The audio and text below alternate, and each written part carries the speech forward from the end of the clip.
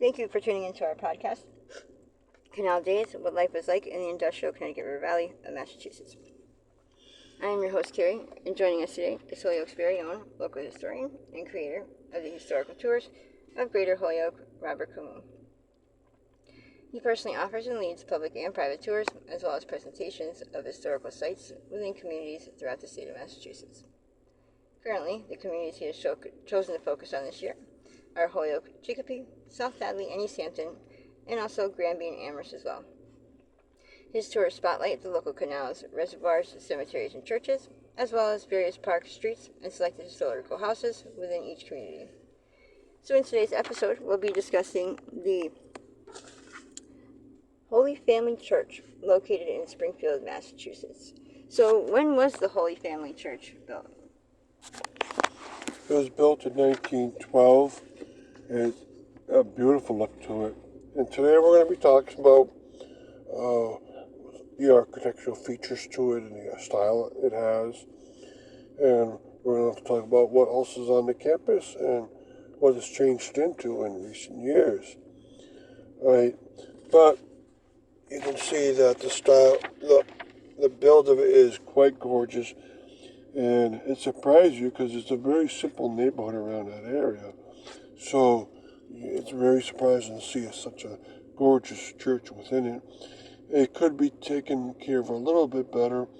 For instance, its cornerstone is starting to wear out.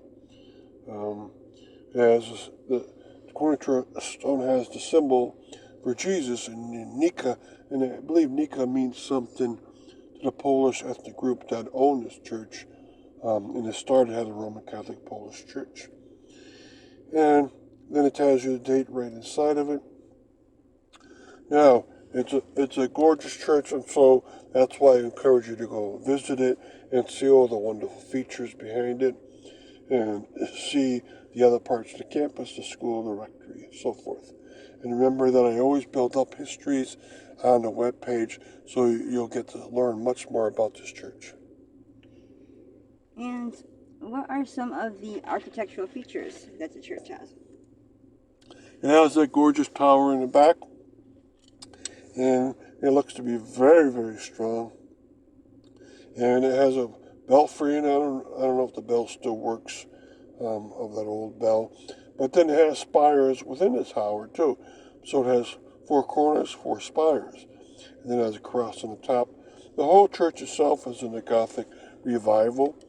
It has 7 windows through the main body of the church, the nave itself. And it's a gorgeous old look to it. You can tell by the look of it they made it very nicely. And the same with the rectory and the school nearby. They made it so well, and they made both of them fit in with the architectural styles, even though one's colonial and the other one's a colonial look to it. They still made it look like it really belonged to that church. And really quick before we continue with the rest of our interview, just to fill our listeners in, if you want to sign up for any of his tours or have any other questions, you can go to his website, holyokecanaltour.org, and there you can find videos and podcasts of the stops along each of his tours, as well as photos and text of the historical sites throughout as well. And for private tours and other inquiries, you can email him directly at bobcat4214B@yahoo.com. And his tours make for fun educational outdoor activities for families and group parties. So getting back to our interview, is there any other buildings on the campus?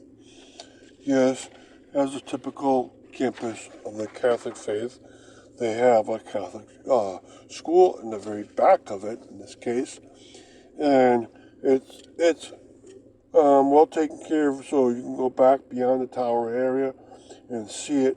Is very obvious. It was a school at one point, and I don't know what it functions as now. Also, it has a rectory.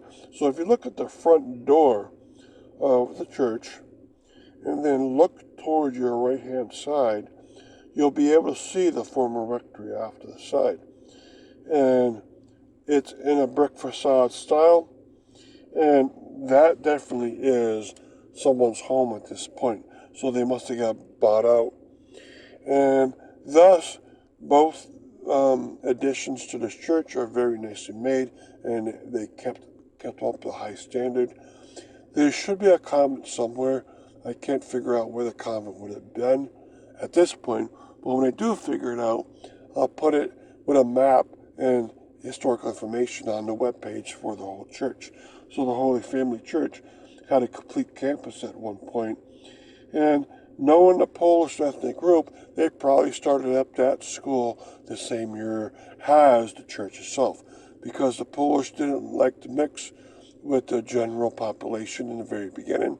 So they would start up that school right away, sometimes even before the church was even ready. Remember, their language was extremely different from English.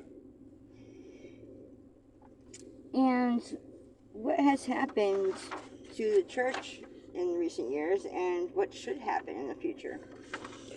Yes, it's changed over to a new church, an Orthodox church, and it goes by a different name now.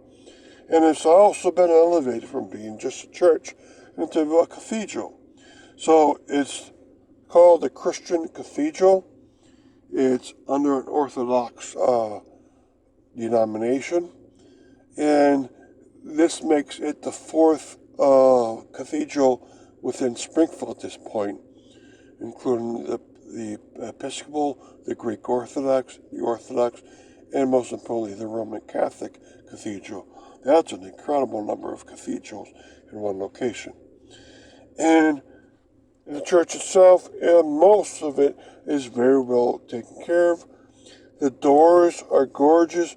The portal area around those doors are very nice with scenes of biblical scenes around it. And so that's very good. And the stained glass windows on the side, where those 7 windows are, seems to be well taken care of, but I think the stained glass was taken out themselves. So it used to be gorgeous stained glass windows giving you stories about the biblical scenes, and they took them out, and I wonder where they're storing them at this point. And the Catholic Church often does that when it leaves, take its stained glass windows out. All right, now, what can be done to improve it? Well, it could really get a hold of the Community Preservation Act grant to try to improve the look of the church. Sometimes there's area where it's very rough, like on the cornerstone it's very rough, and a few times you'll see that the bricks are really worn out more than they should be. So they really need to put a little bit of effort into getting it restored up to a very high level. And thank you, Robert, for educating us on your tours and historical topics of your expertise. And we want to thank our listeners for tuning in. And you can check out a large selection of our other podcasts on his website, as well as on SoundCloud.com. And be sure to stay up to date with new videos and podcasts posted daily. Thank you for tuning in.